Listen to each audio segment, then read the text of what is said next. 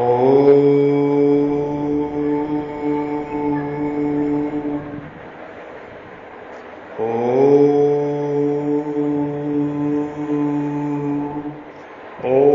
श्री परमात्मने नमः। ओम श्री परमात्मने नमः। ओम श्री परमात्मने नमः। ओम श्री परमात्मने नमः। ओम श्री परमात्मने नमः। मैं प्रभु का हूं और प्रभु मेरे हैं। मैं प्रभु का हूं और प्रभु मेरे हैं। मैं आपकी शरण में हूं प्रभु, मैं आपका ही हूं। मैं आपकी शरण में हूं प्रभु, मैं आपका ही हूं। मैं परमात्मा का हूं और परमात्मा मेरे हैं। मैं परमात्मा का हूं और परमात्मा मेरे हैं। मैं केवल भगवान का हूं और केवल भगवान ही मेरे हैं। मैं केवल भगवान का हूं और भगवान ही मेरे हैं। सच्चिद आनंदमय चिन्मय सच्चिदानंदन प्रभु की जय हो, जय हो, जय हो, जय हो। मैं केवल महादेव प्रभु का हूं और केवल महादेव प्रभु ही मेरे हैं। मैं केवल महादेव प्रभु का हूं और केवल महादेव प्रभु ही मेरे हैं। स्वयंभू प्रभु की जय हो, जय हो, जय हो।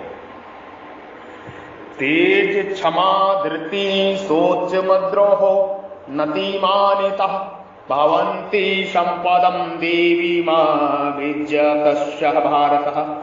तेज प्रभाव, क्षमा, धैर्य, शरीर की शुद्धि, वैर भाव ना होना और मन को ना चाहना। हे भारतवंशी जीव, ये सभी देवी संपदा को प्राप्त हुए मनुष्य के लक्षण हैं। तेज महापुरुषों का संग मिलने पर उनके प्रभाव से प्रभावित होकर साधारण पुरुष भी दुर्गुण दुराचारों का त्याग करके सदगुण सदाचार में लग जाते हैं।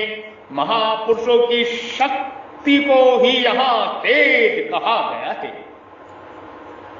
ऐसे तो क्रोधी आदमी को देखकर भी लोगों को उसके स्वभाव के विरुद्ध काम करने में भय लगता है, परंतु यह क्रोध रूप दोष का तेज है। साधक में देवी संपत्ति के गुण प्रकट होने से उसको देखकर दूसरे लोगों के भीतर स्वाभाविक ही सौम्य भाव आते हैं, अर्थात उस साधक के सामने दूसरे लोग दुराचार करने में लज्जित होते हैं, हिचकते हैं और अनायास ही श्रद्धा पूर्वक सदाचार करने लग जाते हैं। यही उन देवी संपत्ति वालों का तेज प्रभाव है। क्षमा, बिना कारण अपराध करने वाले को दंड देने की सामर्थ्य रहते हुए उसके अपराध को सह लेना और उसको माफ कर देना क्षमा है। यह क्षमा मोह, ममता, भय और स्वार्थ को लेकर भी की जाती है। जैसे पुत्र के अपराध पर देने पर पिता उसे क्षमा कर देता है, तो यह क्षमा मोह ममता के लेकर होने से शुद्ध नहीं है। इसी प्रकार किसी बलवान एवं क्रूर व्यक्ति के द्वारा हमारा अपराध किए जाने पर हम भयवश उसके सामने कुछ नहीं बोलते, तो यह क्षमा भय को लेकर है। हमारी धन संपत्ति की जांच पड़ताल करने के लिए इंस्पेक्टर आता है तो वह हमें धमकाता है, अनुचित भी बोलता है और उसका ठहरना हमें बुरा भी लगता है, तो भी स्वार्थ हानि के भय से हम उसके सामने कुछ नहीं बोलते, तो यह क्षमा स्वार्थ को लेकर है। पर ऐसी क्षमा वास्तविक क्षमा नहीं है। वास्तविक क्षमा तो वही है जिससे हमारा अनिष्ट करने वाले को यहां और परलोक में भी किसी प्रकार का दंड न मिले, ऐसा भाव रहता है। क्षमा मांगना भी दो रीति से होता है। पहला, हमने किसी का अपकार किया तो उसका दंड हमें ना मिले, इस भय से भी क्षमा मांगी जाती है, परंतु इस क्षमा में स्वार्थ का भाव रहने से यह ऊंचे दर्जे की क्षमा नहीं है। हमसे किसी का अपराध हुआ तो अब यहां से आगे उम्र भर ऐसा अपराध फिर कभी नहीं करूंगा, इस भाव से जो क्षमा मांगी जाती है वह अपने सुधार की दृष्टि के लेकर होती है। और ऐसी क्षमा मांगने से ही मनुष्य की उन्नति होती है। ऐसी क्षमा मांगने से मनुष्य की उन्नति होती है। मनुष्य क्षमा को अपने में लाना चाहे तो कौन सा उपाय करे? यदि मनुष्य अपने लिए किसी से किसी प्रकार के सुख की आशा न रखे और अपना अपकार करने वालों का बुरा ना चाहे तो उससे क्षमा भाव प्रकट हो जाता है, उससे क्षमा भाव प्रकट हो जाता है। धृति किसी भी अनुकूल या प्रतिकूल परिस्थिति में विचलित ना होकर अपनी स्थिति कायम रहने वालों की शक्ति का नाम धृति, धैर्य है। गीता के 18वें अध्याय में 33वां श्लोक, वृत्तियां सात्विक होती हैं तो धैर्य ठीक रहता है, और वृत्तियां राजसी तामसी होती है तो धैर्य वैसा नहीं रहता। जैसे बद्री नारायण के रास्ते पर चलने वालों के लिए कभी गर्मी, चढ़ाई आदि प्रतिकूलताएं आता है और कभी ठंडक, उतराई आदि अनुकूलताएं आती है, पर चलने वाले को उन प्रतिकूलताओं और अनुकूलताओं को देखकर ठारना नहीं है, प्रत्युत हमें तो बद्री नारायण पहुंचना है, हमें तो बद्री विशाल पहुंचना है, हमें तो बद्री विशाल पहुंचना है, हमें तो बद्री नारायण पहुंचना है। इस उद्देश्य से धैर्य और तत्परता पूर्वक चलते रहना है। ऐसे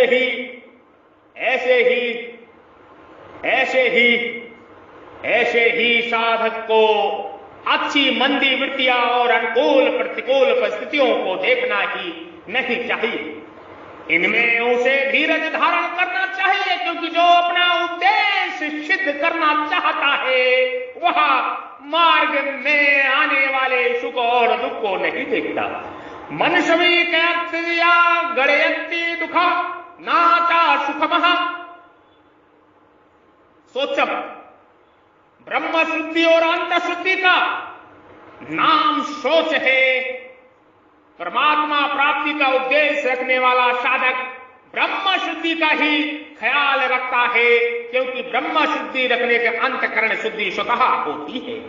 अंतकरण शुद्ध होने पर ब्रह्म शुद्धि उसको सुहाती नहीं। इस विषय पर पतंजलि महाराज ने कहा है, स्वच्छता शवांग जुगुप्सा परेररा सफलंग्रह।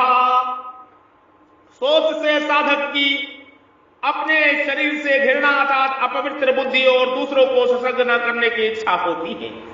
तात्पर्य यह है कि अपने शरीर को शुद्ध रखने से शरीर की अपवित्रता ज्ञान होता है। शरीर की अपवित्रता का ज्ञान होने से संपूर्ण शरीर इसी तरह के हैं, इसका बोध होता है। इस बोध से दूसरे शरीर के प्रति जो आकर्षण होता है उसका भाव हो जाता है था दूसरे शरीर से सुख लेने की इच्छा मिट जाती है।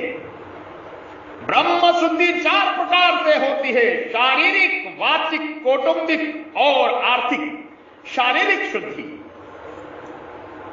प्रमाद, आलस्य, आराम तलबी, स्वाद, शौकीन आदि से शरीर अशुद्ध हो जाता है। इनके विपरीत कार्य तत्परता, पुरुषार्थ, उद्योग, सादगी आदि रखते हुए आवश्यक कार्य करने पर शरीर शुद्ध हो जाता है। ऐसे ही जल, मूर्ति का आदि से भी शरीर का शुद्धि होती है। वाचिक शुद्धि झूठ बोलने, कड़ुआ बोलने, वृथा बकवाद करने, निंदा करने, चुगली करने आदि से वाणी अशुद्ध हो जाती है। इन दोषों से रहित होकर सत्य, प्रिय एवं हितकारक आवश्यक वचन बोलना, जिससे दूसरों की परमार्थिक उन्नति होती हो और देश, ग्राम, मोहल्ले, परिवार, कुटुंब आदि का हित होता हो, और अनावश्यक बात न करना, यह वाणी की शुद्धि है। कौटुंबिक शुद्धि अपने बाल बच्चों को अच्छी शिक्षा देना, जिससे उनका हित हो, वही आचरण करना। कुटुंबियों का हम पर जो न्याय युक्त अधिकार है उसको अपनी शक्ति के अनुसार पूरा करना। कुटुंबियों में किसी का पक्षपात ना करके सबका समान रूप से हित करना, यह कौटुंबिक शुद्धि है।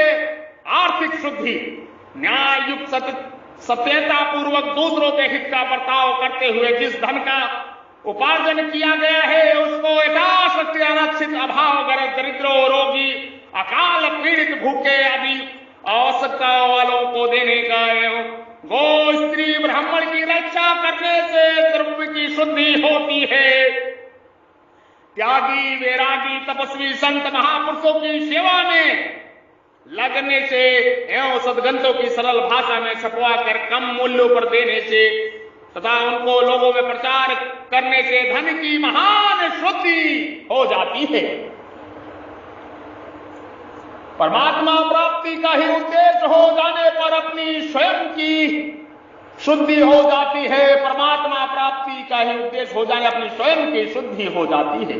स्वयं की शुद्धि होने पर शरीर, वाणी, कुटुंब, धन आदि सभी शुद्ध पवित्र होने लगते हैं। शरीर आदि के शुद्ध हो जाने से वहां का स्थान, वायुमंडल आदि भी शुद्ध हो जाते हैं। ब्रह्म शुद्धि और पवित्रता का ख्याल रखने से शरीर की वास्तविक अनुभव आ जाती है, जिससे शरीर से अहंता, ममता छोड़ने में सहायता मिलती है। इस शरीर यह साधन भी परमात्मा प्राप्ति में मित्र बनता है। अद्रोह, बिना कारण अनिष्ट करने वालों के प्रति भी अंतःकरण में बदला ना लेने की भावना होना अद्रोह है। साधारण व्यक्ति कोई अनिष्ट करता है तो उसके मन में अनिष्ट करने वालों के प्रति देश की एक गांठ बंध जाती है कि मौका पड़ने पर मैं इसका बदला ले लूंगा। किंतु जिसका उद्देश्य परमात्मा प्राप्ति का है, उस साधक का कोई कितना ही अनिष्ट क्यों न करे, उसके मन में अनिष्ट करने वाले के प्रति बदला लेने की भावना ही पैदा नहीं होती। कारण कि कर्म योग का साधक सबके हित के लिए कर्तव्य कर्म करता है। ज्ञान योग का साधक सबको अपना स्वरूप समझाता है और भक्ति योग का साधक सब में अपने इष्ट भगवान, प्रभु, गुरु के भी गुरु, परमेश्वर, ईश्वर, परमात्मा, भगवान समझता है। अंत वह किसी के प्रति कैसा द्रोह कर सकता है, अंत वह किसी के प्रति कैसा द्रोह कर सकता है। निज प्रभु मैं देखई जगत के ही सन करही विरोधा। निज प्रभु मैं देखही जगत के ही सन करही विरोधा। निज प्रभु मैं देखही जगत के ही सन करही विरोधा। नातिमानिता एक मान्यता होती है और एक अनान्यता होती है। सामान्य व्यक्तियों से मान चाहना मान्यता है और जिनसे हमने शिक्षा प्राप्त की है, जिनका आदर्श ग्रहण किया है, ग्रहण करना चाहते हैं, उनसे भी अपना मान, आदर, सत्कार चाहना अतिमान्यता है। इन मान्यता और अतिमान्यता का ना होना नातिमान्यता है। स्थूल दृष्टि से मान्यता के दो भेद होते हैं। सांसारिक मान्यता धन, विद्या, गुण, बुद्धि, योग्यता, अधिकार, पद, वर्ण, आश्रम आदि को लेकर दूसरों की अपेक्षा अपने में श्रेष्ठता का भाव होता है कि मैं साधारण मनुष्यों की तरह थोड़े ही हूं। मेरा कितना लोग आदर सत्कार करते हैं, वे आदर करते हैं तो वह यह ठीक ही है क्योंकि मैं आदर पाने योग्य ही हूं। इस प्रकार अपने प्रति जो मान्यता होती है वह सांसारिक मान्यता कहलाती है, वह सांसारिक मान्यता कहलाती है। परमार्थिक मान्यता प्रारंभिक साधन काल में जब अपने कुछ देवी संपत्ति प्रकट होने लगती है तब साधक को दूसरों की अपेक्षा अपने में कुछ विशेषता दिखती है। साथ ही दूसरे लोग भी उसे परमात्मा की ओर चलने वाला साधक मानकर उसका विशेष आदर करते हैं और साथ ही साथ ये साधन करने वाले अच्छे सज्जन हैं ऐसी प्रशंसा भी करते हैं। इससे साधक को अपने में विशेषता मालूम देती है, पर वास्तव में यह विशेषता अपने साधन में कमी होने के कारण ही दिखती है। यह विशेषता दिखना परमार्थिक मान्यता है। जब तक अपने में व्यक्तित्व एक देशता परिचिनता रहता है तभी तक अपने में दूसरों की अपेक्षा विशेषता दिखाई दिया करती है, परंतु ज्यों ज्यों व्यक्तित्व मिटता चला जाता है त्यों ही त्यों साधक को दूसरों की अपेक्षा अपने में विशेषता का भाव मिटता चला जाता है। अंत में इन सभी मान्यताओं का भाव होकर साधक में देवी संपत्ति का गुण नतिमानिता प्रकट हो जाता है। देवी संपत्ति का गुण नतिमानिता प्रकट हो जाता है। देवी संपत्ति के जितने सद्गुण सदाचार हैं उनको पूर्णता जागृत करने का उद्देश्य तो साधक में होना ही चाहिए। हाँ, प्रकृति स्वभाव की भिन्नता से किसी में किसी गुण की कमी तो किसी में किसी गुण की कमी रह सकती है, परंतु वह कमी साधक के मन में खटकती रहती है और वह प्रभु का आश्रय लेकर अपने साधन को तत्परता से करते रहता। अंत भागवत कृपा से वह कमी मिटती जाती है। कमी ज्यों ज्यों मिटती जाती है त्यों त्यों उत्साह और उस कमी के उत्तरोत्तर मिटने की संभावना भी बढ़ती जाती है। इससे दुर्गुण दुराचार सर्वथा नष्ट होकर सद्गुण सदाचार था देवी संपत्ति प्रकट हो जाती है। भवन्ति संपदं देवी विजयत्वस्य भारतः। भगवान कहते हैं कि हे जीव, ये सभी देवी संपत्ति का प्राप्त हुए मनुष्यों के लक्षण हैं। परमात्मा प्राप्ति के उद्देश्य होने पर देवी संपत्ति के लक्षण साधक में स्वाभाविक ही आने लगते हैं। कुछ लक्षण पूर्व जन्म के संस्कारों में भी जागृत होते हैं, परंतु साधक इन गुणों को अपने नहीं मानता और न अपने पुरुषार्थ से उपार्जित ही मानता है।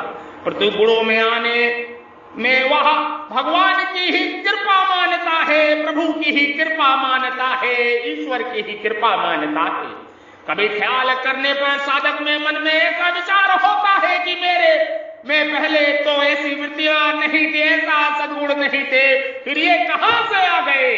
तो ये सब भगवान की कृपा से ही आए हैं। ऐसा अनुभव होने पर उस साधक को देवी संपत्ति का अभिमान नहीं आता। साधक को देवी संपत्ति के गुणों को अपने नहीं मानना चाहिए, क्योंकि यह देव परमात्मा प्राप्ति संपत्ति है। यह देव परमात्मा प्राप्ति की संपत्ति है, व्यक्तिगत अपनी किसी की नहीं है।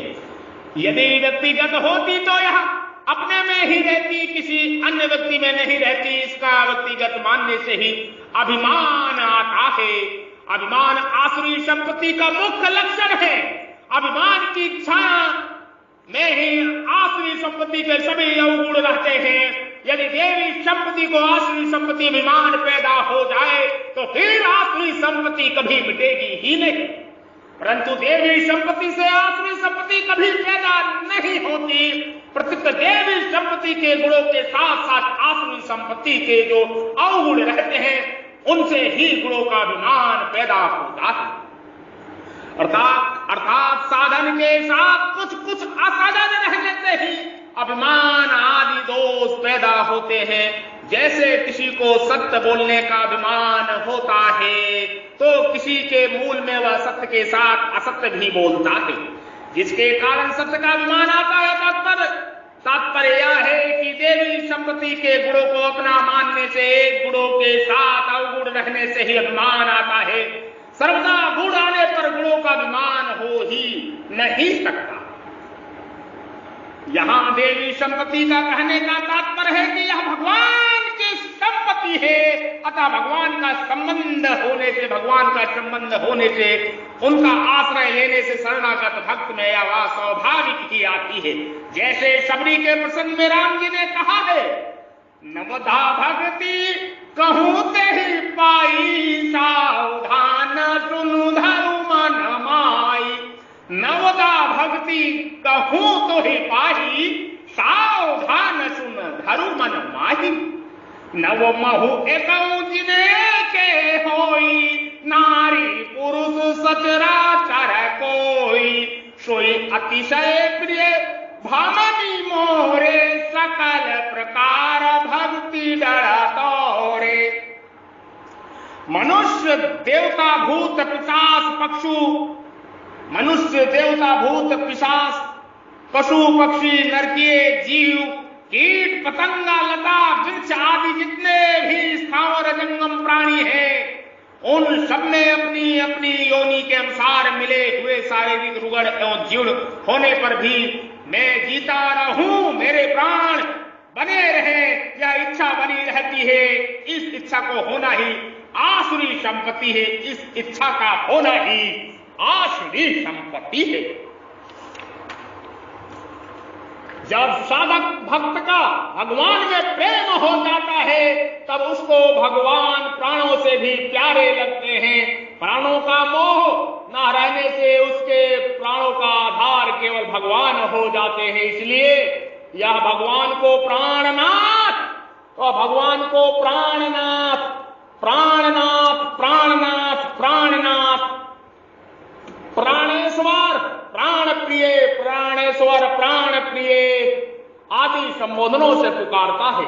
भगवान का वियोग ना सहने से उसके प्राण भी छूट सकते हैं, कारण कि मनुष्य जिस वस्तु को प्राणों से भी बढ़कर मान लेता है, उसके लिए यदि प्राणों का त्याग करना पड़े तो वह सहस्त्र प्राणों का त्याग कर देता है। जैसे पवित्रता स्त्री पति को प्राणों से भी बढ़कर प्राणनाथ मानती है, तो उसका प्राण शरीर वस्तु व्यक्ति आदि में मोह नहीं रहता। इसलिए पति के मरने पर वह उसके वियोग में प्रसन्नता पूर्वक सती हो जाती है। तात्पर्य यह हुआ कि जब केवल भगवान में अनन्य प्रेम हो जाता है, तो फिर प्राणों का मोह ही नहीं रहता। प्राणों का मोह न रहने से आसुरी संपत्ति सर्वथा मिट जाती है और देवी संपत्ति स्वतः प्रकट हो जाती है। इसी बात का संकेत गोस्वामी तुलसीदास जी महाराज इस प्रकार किया है। प्रेम भक्ति जल बिन रघुराई, अभियंतर मल कबहु न जाई। प्रेम भक्ति जल बिन रघुराई, अभियंतर मल कबहु न जाई। अब तक एक परमात्मा का ही उद्देश्य रखने वाले देवी संपत्ति की बताई है, परंतु संसारिक भोग भोगना और संग्रह करना ही जिनका उद्देश्य है, ऐसे प्राण पोषण प्रायण लोगों की कौन सी संपत्ति होती। इसके अब आगे के समागम में, आगे के उपदेश में, आगे के सत्संग में, आगे की परमेश्वर की दिव्य वाणी में समागम जारी रखेंगे। आगे के वाणी में ये चीजें बताई जाएगी। क्षमा और अक्रोश में क्या अंतर है? क्षमा जिसने अपराध किया उन पर विशेषकर दृष्टि रहती है कि उसके कभी किसी प्रकार का दंड ना हो, और अक्रोध अपनी दृष्टि रहती है कि हमारे में क्रोध ना हो, जलन ना हो, किसी प्रकार के हलचल ना हो। यद्यपि क्षमा के अंतर्गत अक्रोध भी आ जाता है, तथापि क्षमाशील कह देने पर उसके लिए क्रोध रहित कहने की आवश्यकता नहीं है, जबकि क्रोध रहित कहने पर क्षमाशील है ऐसा कहने की आवश्यकता रह जाती है। अतः ये दोनों गुण क्षमा और क्रोध भिन्न भिन्न है। यहां सोचम पद से ब्रह्म शुद्धि ही लेनी चाहिए, क्योंकि अंतः शुद्धि सतसम शुद्धि पद से इसी अध्याय में पहले श्लोक में आ चुकी है। क्रोध और द्रोह दोनों में अंतर है। अपना अनिष्ट करने वाले के प्रति काल जलनात्मक वृत्ति पैदा होती है, उसका नाम क्रोध है। और क्रोध का जो भीतरी भाव बैठता है, अर्थात उसका मिलने पर उसका अनिष्ट करने की जो वैर भावना बैठती है, उसका नाम द्रोह है, उसका नाम द्रोह है, उसका नाम द्रोह है। आज का समागम यही समाप्त करते हैं। आपके हृदय रूपी मंदिर में विराजमान, आपके हृदय रूपी गुहा में विराजमान बैठे परब्रह्म परमेश्वर ईश्वर परमात्मा प्रभु महादेव को हम प्रणाम करते हैं, उस परम ज्योति को प्रणाम करते हैं जो आपके हृदय रूपी मंदिर में विराजमान है। कृपया मेरा प्रणाम नमस्कार प्रेम सहित स्वीकार करें। साधु साधु, जय हो जय हो, नमो नमः नमो नमः नमो नमः नमः नमः, नमस्कार नमस्कार नमस्कार। जुड़े और जोड़े 9811179477 9811179477 जुड़े और जोड़े। सनातन धर्म ज्ञान प्रचार प्रसार का स्वयं को जानने का यह अवसर है, आत्मा को जानने का अवसर है। स्वर्ग की तरफ बढ़ना ही सच्ची सफलता है। स्वर्ग, ब्रह्मलोक, शिवलोक, वैकुंठ लोक, नारायण लोक की तरफ बढ़ना ही से ही सच्ची सफलता है। हम ब्रह्म ऋषि, महर्षि, योगीराज, बद्री विशाल, ब्रह्मनिष्ठ साधु संत महात्मा आपको ब्रह्म ज्ञान का उपदेश दे रहे हैं। गुरु स्वरूप में, पुरोहित स्वरूप में, आचार्य स्वरूप में, साधु स्वरूप में, ऋषि स्वरूप में, ब्रह्म ऋषि स्वरूप में इस उपदेश को बार बार सुने, हृदय रूपी मंदिर में बिठाएं और अपना कल्याण करें, मोक्ष मुक्ति की ओर आगे बढ़े, मनुष्य जीवन सफल करें। यही सच्ची सफलता है, यही सच्ची सफलता है। मनुष्य योनि कृतार्थ करने का यही सच्ची सफलता है। अपनी आत्मा, अपनी चेतना के दर्शन करें। इस समागम को, इस परमेश्वर की दिव्य वाणी को बार बार सुने। ये वाणी परमेश्वर की ही है, हम तो निमित्त मात्र हैं। हम उस परमात्मा की कठपुतली हैं, सिर्फ और कुछ नहीं है। जो कुछ कार्य करा रहा है वो परमात्मा हमसे करा रहा है, हम उपकरण हैं।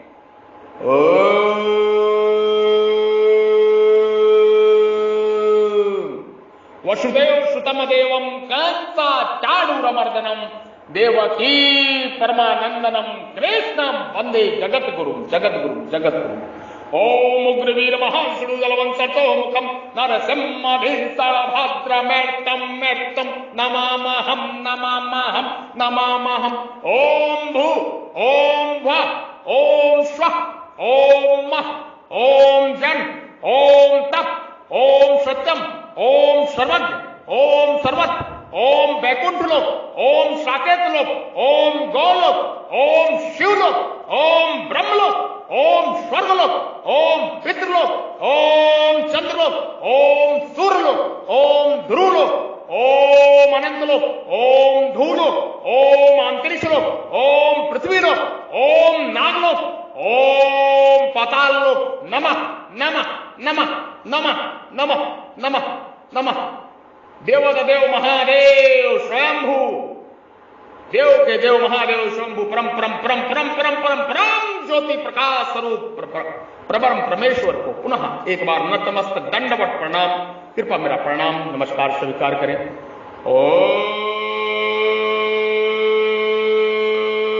ये ब्रह्म ज्ञान है, महान ज्ञान है, स्वयं के स्वरूप में स्वयं का दर्शन।